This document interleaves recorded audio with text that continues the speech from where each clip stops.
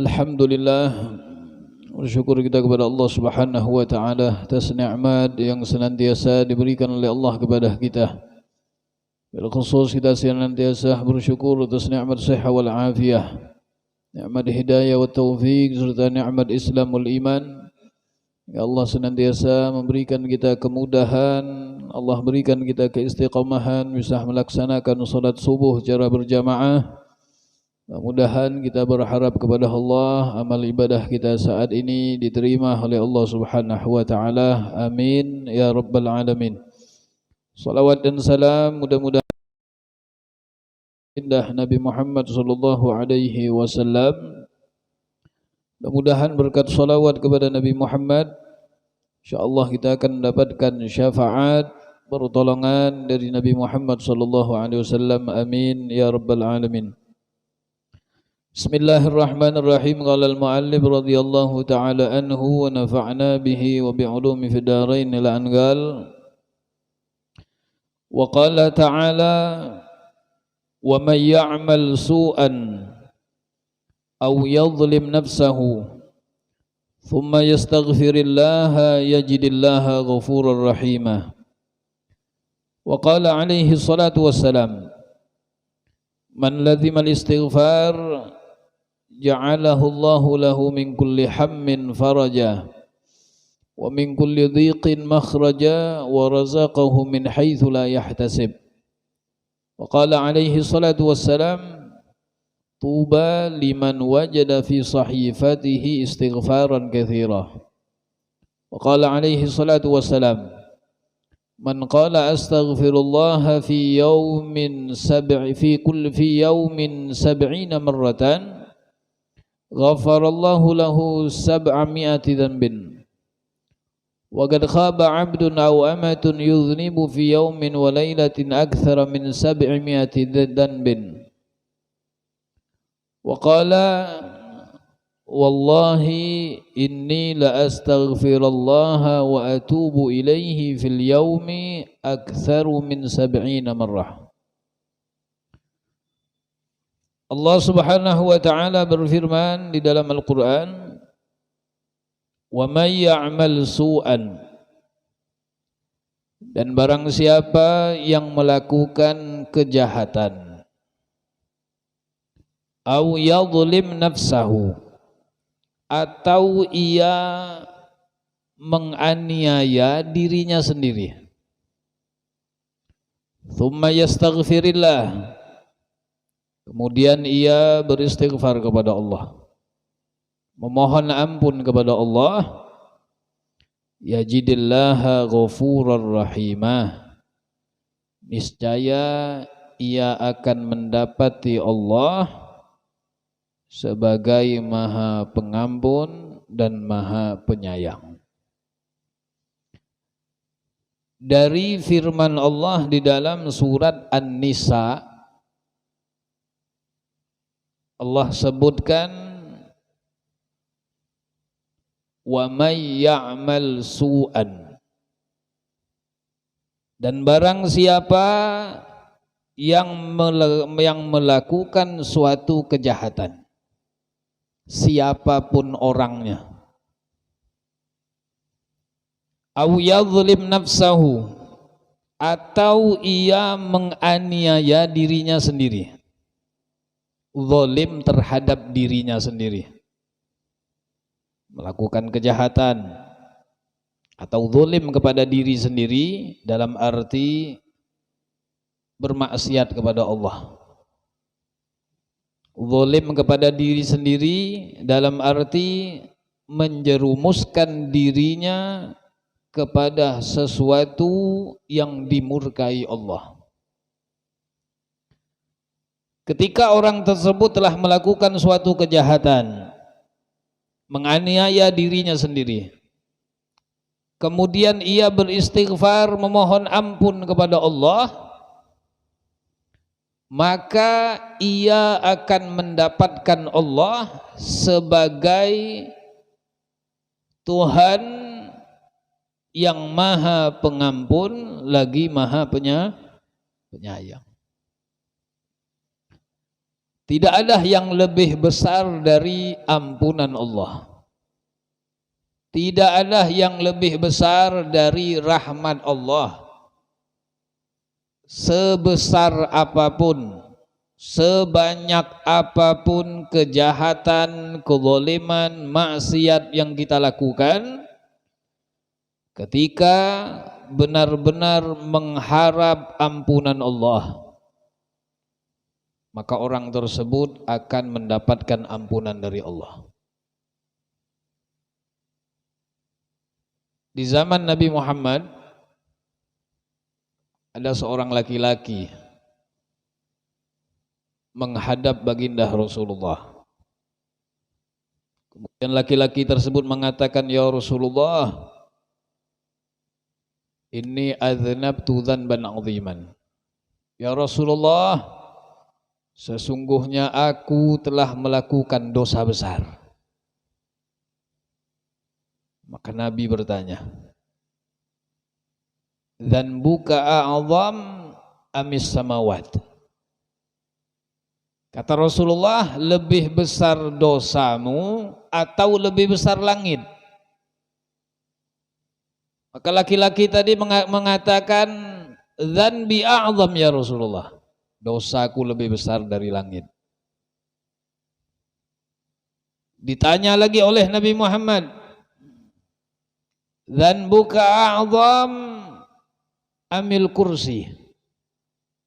Lebih besar dosamu apa lebih besar kursinya Allah? Ayat yang sering kita baca, ayatul kursi. Maka laki-laki tadi mengatakan, dosaku lebih besar ya Rasulullah. Kembali Nabi Muhammad bertanya, "Dzanbuka a'zam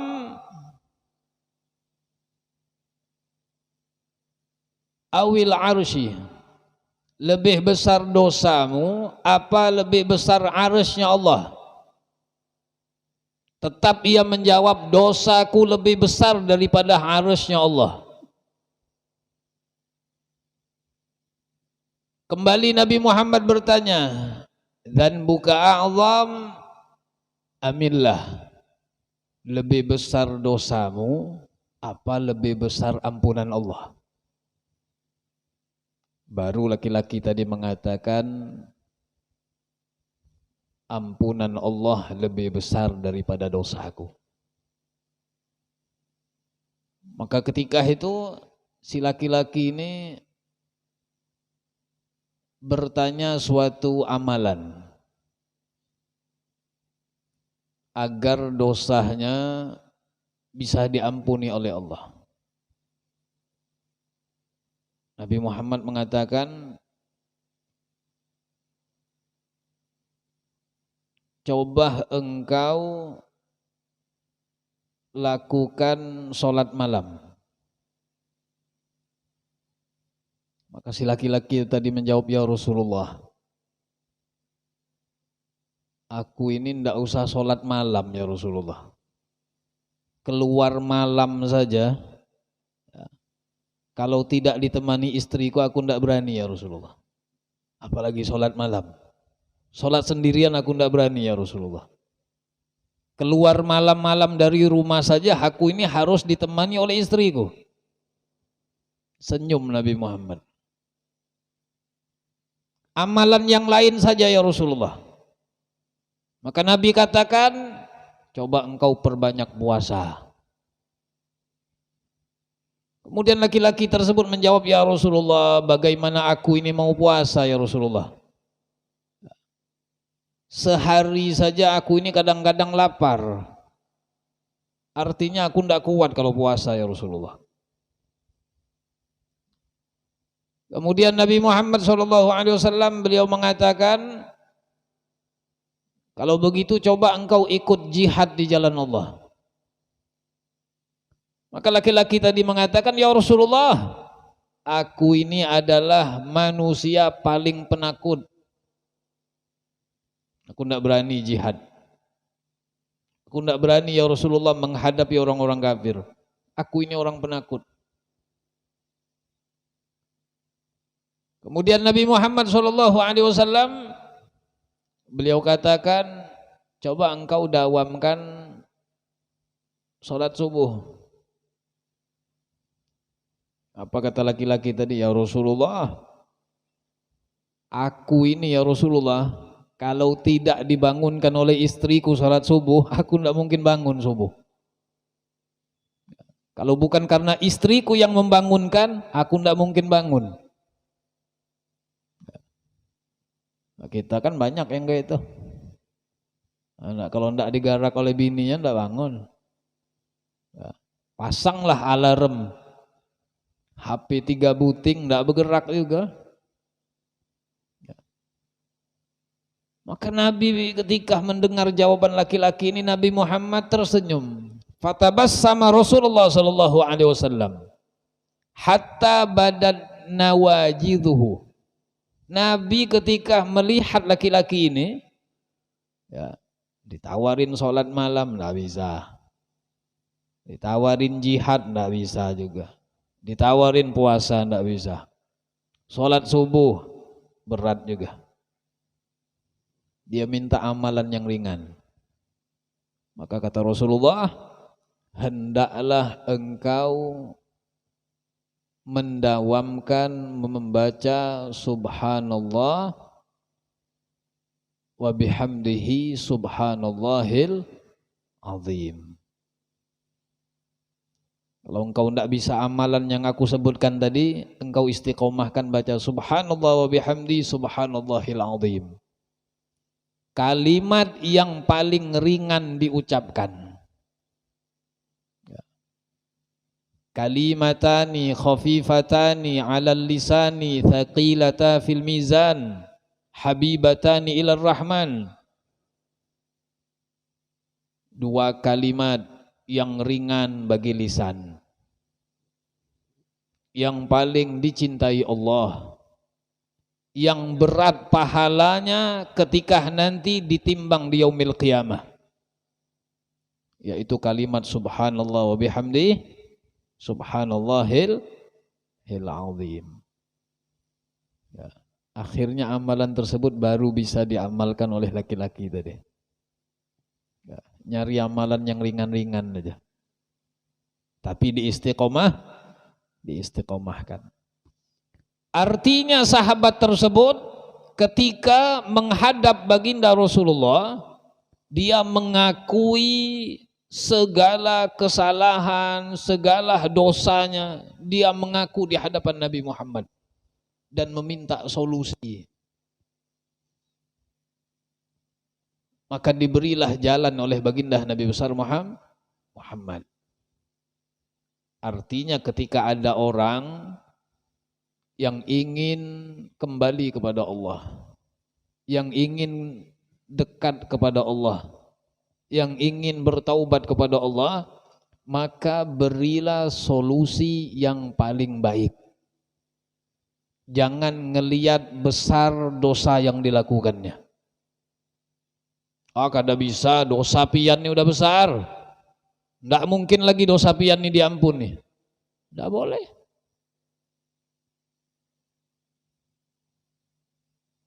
Yang memutuskan seorang hamba diampuni atau tidak itu Allah. Kita hanya memberikan solusi. Sebesar apapun dosa yang dilakukan oleh manusia, selagi di dalam hatinya ada keinginan untuk bertaubat kepada Allah, maka Allah akan terima. Tidak diperbolehkan bagi kita untuk berputus asa dari rahmat Allah. Rahmat Allah tidak boleh. Dulu ada preman mau taubat, dia sudah membunuh 98 orang. Datang ke satu kiai, ulun ini hendak taubat, ulun ini sudah bunuh 98 orang. Apa kata kiai tadi? Pian sudah bunuh 98 orang. Kiai, pian tidak bisa lagi diampuni. Membunuh orang itu termasuk daripada dosa besar. wala taqtul nafsal lati harramallahu illa bil haqq. Dan jangan engkau membunuh nyawa kecuali untuk suatu kebenaran. Ya. Kalau dalam hukum Islam kan membunuh harus dibunuh. Kalau hukum Islam, membunuh orang itu harus dibunuh lagi. Ya. Berzina, maka dilihat dulu yang berzina ini masih bujang atau sudah nikah. Kalau masih bujang agak ringan, ya, cukup dicambuk sebanyak 100 kali. Tapi kalau seandainya yang berzina ini orangnya sudah nikah, ya, itu namanya zanil muhson. Zanil muhson ini orang yang sudah punya pasangan sah, berzina, maka hukumannya bukan cambuk lagi, dirajam, ya, dilempari pakai batu sampai mati. Ya, dan batunya kata ulama tidak boleh batu yang besar. Ya, tidak boleh langsung bawa batu bataku satu, langsung lempar, tidak boleh. Ya. Tidak boleh membunuh si pezinah tadi dengan pukulan sekali mati, itu tidak boleh. Ya. Dilempar harus pakai batu yang sedang, yang bisa digenggam.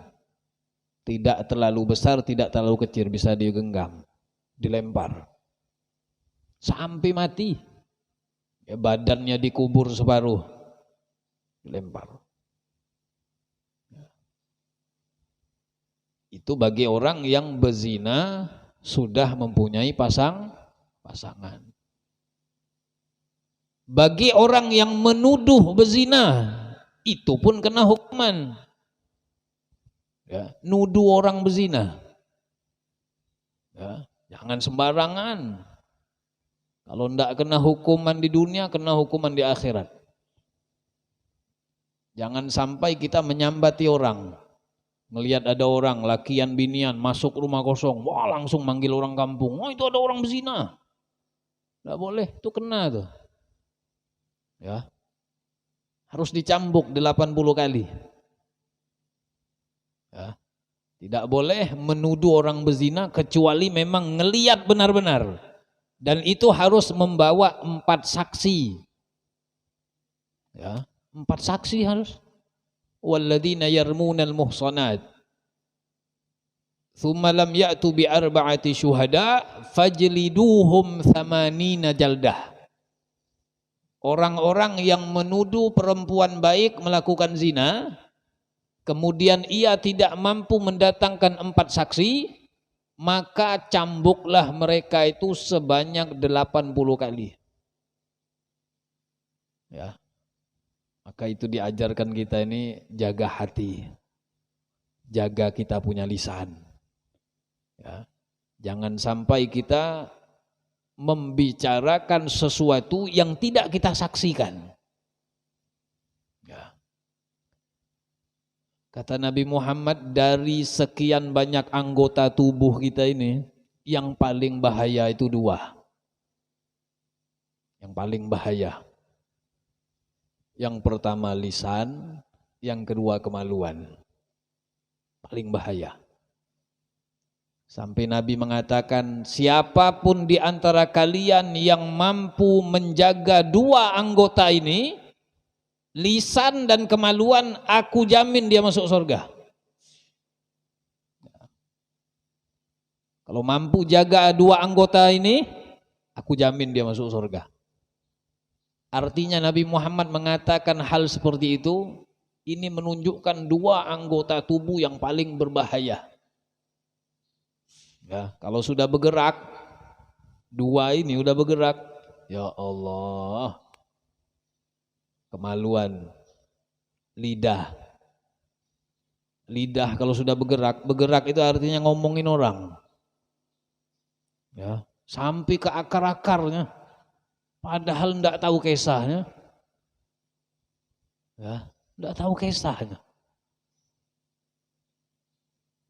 Sehingga seorang ulama ada yang mengatakan ihfad lisanak ayyuhal insan. Jagalah engkau punya lidah wahai manusia. La yaldaghannaka innahu thu'ban. Jangan sampai lidah itu mematukmu. Karena lidah itu diumpamakan seperti ular. Kam fil maqabiri min qatili lisani. Berapa banyak orang yang udah masuk ke dalam kubur, itu sebabnya karena lidah sendiri. Orang banyak mati itu ulahnya karena lidah. Memfitnah orang, akhirnya yang difitnah tidak senang. Ya, membicarakan keburukan orang, akhirnya orang itu tidak senang. Bulik rumah ambil parang, timpasnya dari belakang. Ya, gara-gara ini. Makanya kata ulama, kenapa Allah berikan untuk lidah itu 2 pintu? Lidah itu pintunya ada 2. Yang pertama pintunya gigi. Pintu kedua bibir. Coba pian, kalau gigi pian tahan. Bibirnya ditutup. Bisa ngomong? Bisa gak ngomong? Nah, ulun contohin nah. Ini gigi ulun tahan. Lidah, bibir ulun tutup. Kada jelas lo omongannya. Allah kasih 2 pintu karena untuk lebih hati-hati. Dan kenapa 2 anggota ini Allah kasih cuma 1? Lidah 1, kemaluan pun 1. Yang lain Allah kasih 2. Mata Allah kasih 2, telinga kasih 2, tangan 2, kaki 2, hidung lubangnya 2, bibir atas bawah. Tapi kenapa lidah dikasih cuma 1? Kemaluan Allah kasih 1 aja. Kenapa tidak disamakan? Tangan 2, lidah juga 2. Kaki 2, kemaluan juga 2. Kenapa? Karena ini 2 anggota yang paling membahayakan. Dengan 2 anggota ini kebanyakan manusia mereka terjerumus di dalam neraka jahanam. Gara-gara 2 anggota ini. Kalau kemaluan karena berzina, ya. Kalau lidah karena nyambati orang, ya. Meriba, memfitnah, adu domba, macam-macam. Ya. Coba kalau seandainya lidah ini 2, 1 aja kita kewalahan, ya. Itu hikmahnya kata para ulama. Sehingga kita diajarkan oleh Nabi besar Muhammad untuk menggunakan apa yang telah Allah berikan untuk ibadah kepada Allah. Lidah gunakan untuk zikir. Lidah gunakan untuk istighfar. Lidah gunakan untuk baca Quran, untuk sholawat, ya, untuk memuji orang lain.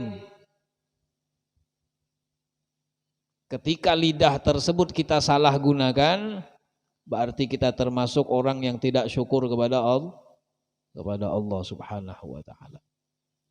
Jadi bacaan istighfar itu kan bisa diucapkan kalau punya lidah.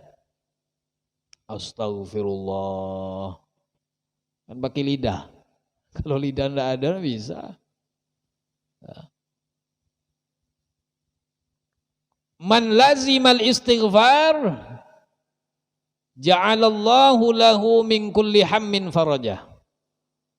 Barang siapa kata Nabi Muhammad yang melazimkan, mendawamkan, istiqomah baca istighfar, maka Allah akan jadikan untuknya dari setiap kesusahan itu ada kelapangan.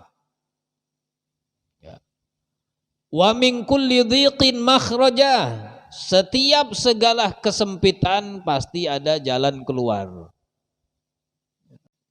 Wa razaqahu min haitsu la yahtasib, dan Allah akan memberikan rezeki kepadanya dari jalan yang tidak disangka-sangka. Karena istighfar kepada Allah Subhanahu wa taala. Jadi bacaan istighfar itu merupakan ungkapan bahwa kita sebagai hamba Allah ini menyadari kesalahan, kezaliman yang telah kita lakukan. Ya. Maka kita utarakan dengan menggunakan kalimat istighfar. Baik itu dengan bahasa Arab ataupun dengan bahasa Indonesia. Bahasa Arabnya Astaghfirullahaladzim. Ya. Astaghfirullahaladzim. Min kulli dzambin 'adzim. La yaghfiru dzunuba illa Rabbal alamin. Astaghfirullahaladzim. Ya Allah, aku memohon ampun kepada Allah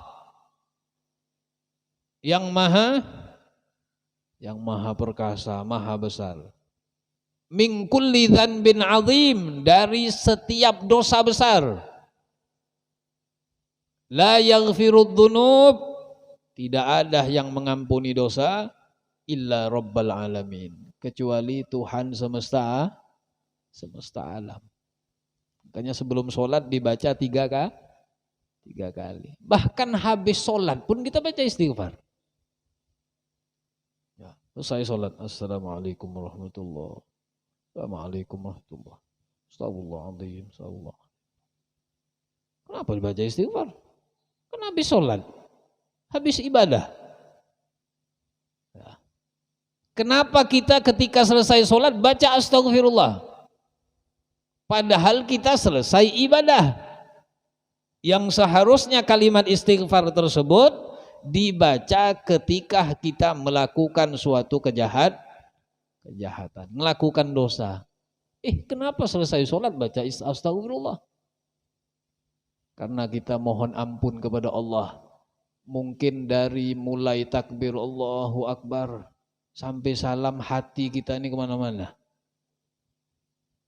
Allahu Akbar. Jasadnya mantap. Jasad.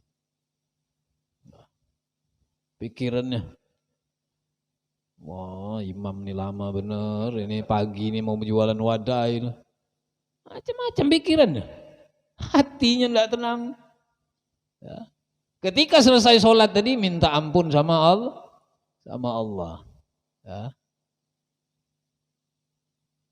Ala kulli hal, alhamdulillahnya kita dalam sholat ini, ya, khusyuk itu tidak termasuk daripada rukun sholat. Ya. Khusyuk itu menghadirkan diri, menghadirkan Allah di dalam hati. Alhamdulillah tidak masuk rukun sholat. Ya, rukun sholat itu kurang lebih ada 17. Ya, satu saja rukun sholat yang terlewatkan, maka sholatnya tidak sah. Ya. Maka itu kata ulama, hikmahnya khusyuk tidak dimasukkan di dalam rukun sholat. Kalau seandainya khusyuk itu masuk dalam rukun sholat, tidak ada yang sah. Tidak ada. Baik itu imam, makmum-makmumnya tidak ada yang sah. Ya. Karena di antara kita kan ada yang khusyuknya pas takbir aja. Allah. Selesai Fatihah mulai. Ya. Ada yang ketiduran. Yalah, ada yang tiduran. Goyang-goyang. Kirain tadi khusyuk dengar imam baca surat. Taunya ngantuk. Ya. Ada yang sujud terakhir lama benar. Kirain baca doa. Taunya sempat menjam sedikit. Ya. Makanya ketika selesai sholat kita mohon ampun kepada Allah. kepada Allah. Astaghfirullahaladzim, astaghfirullahaladzim, astaghfirullahaladzim, alladzi la ilaha illa wal hayyul qayyum wa natubu ilaih. Bahkan diajarkan oleh ulama ditambah astaghfirullahaladzim min adamil huduri fis shalah. Ya Allah, aku minta ampun kalau seandainya di dalam sholat ini hatiku tidak hadir.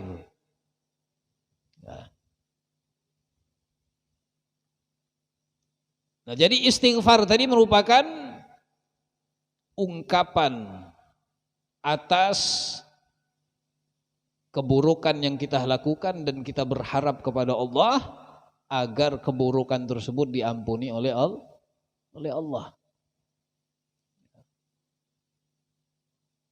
Jadi dosa ini sebenarnya banyak, macam-macam dosa itu banyak. Ada dosa yang terang-terangan, ada dosa yang nampak, ada yang dosa tidak nampak. Ya. Dosa yang tidak nampak ini yang lebih berbahaya. Ya. Kalau yang nampak itu yang kelihatan orang, tidak sholat kelihatan, minum-minuman kelihatan. Ya, berjudi kelihatan. Ada dosa yang lebih bahaya lagi, tidak kelihatan. Dosa dalam hati ini. Sombongnya, itu dosa semua itu. Sombong, iri sama orang, ngerasa lebih hebat, ya, ngerasa lebih dari orang lain. Tidak ada yang sempurna kecuali aku sendirian. Itu bahaya tuh. Ya. Iblis dikeluarkan oleh Allah dari sorga. Yang pertama itu karena sebab apa? Bukan karena dia tidak taat sama Allah. Ada penyebab lain. Karena hasad. Dengki, iri sama Nabi Adam. Kata ulama, penyakit yang pertama kali timbul di dalam hati iblis itu adalah hasud kepada Nabi Adam. Dengan hasud irinya tadi dengan Nabi Adam, maka penyakit-penyakit yang lain itu keluaran semua. Sombongnya. Sehingga iblis itu berani mengatakan di hadapan Allah, ana khairum minhu. Sujud engkau kepada Adam. Enggak, kata iblis. Ana khairum minhu. Aku lebih baik dari Adam. Ngapain sujud? Nah, iblis tuh. Nah, makanya disebutkan oleh sebagian ulama, diterimanya taubat Nabi Adam alaihi salam karena 5. Dan ditolaknya taubat iblis itu karena 5. Nabi Adam alaihi salam taubatnya diterima oleh Allah Subhanahu wa taala. Yang pertama, fa Adam agarra ala nafsihi bidzanbi.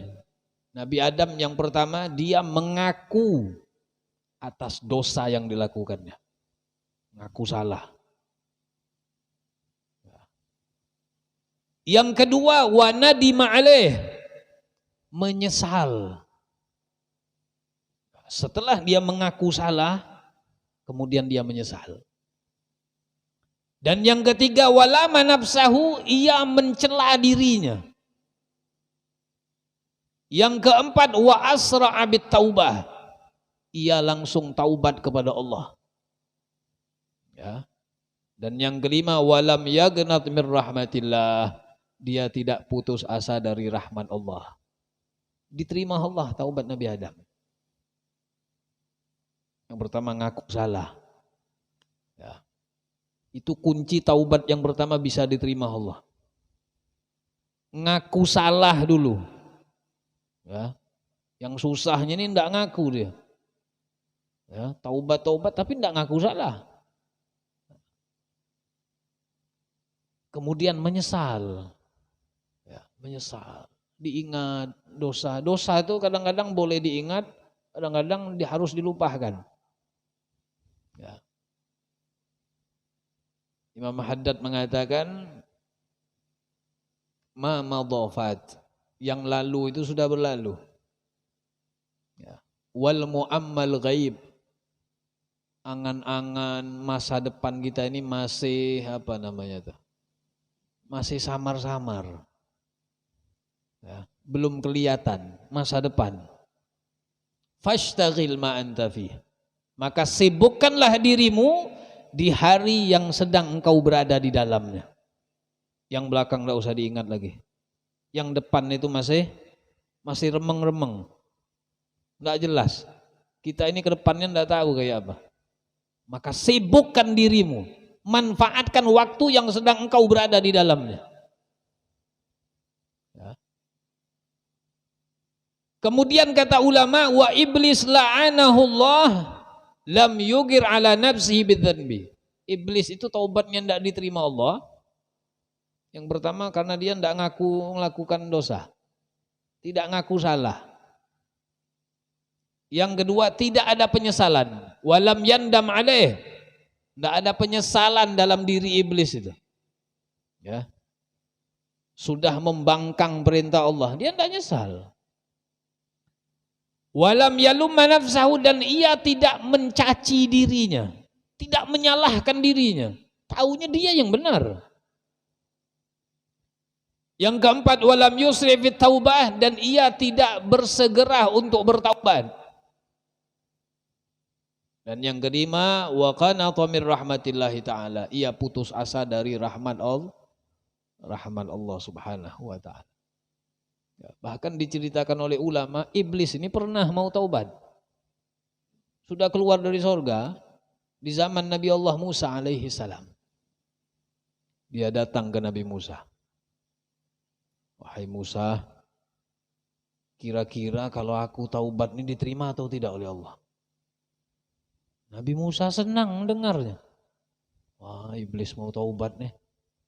Kalau sampai iblis taubat nih, anak cucu Adam nih selamat semuanya. Ya, hibak surga. Senang Nabi Musa dengar. Kata Nabi Musa, wahai iblis, kalau engkau benar-benar mau taubat kepada Allah, pasti diterima. Allah Maha Pengampun. Kata iblis, coba wahai Musa engkau sampaikan kepada Allah. Tanyakan. Kalau umpama diterima aku akan taubat. Ya, Nabi Musa langsung naik ke Bukit Tursina. Ya. Nabi Musa adalah seorang nabi yang bisa bercakap-cakap, bisa berpandiran kepada Allah, tapi tidak bisa ketemu. Beda dengan Nabi Muhammad SAW. Beliau di Isra Mi'rajkan oleh Allah, langsung ketemu.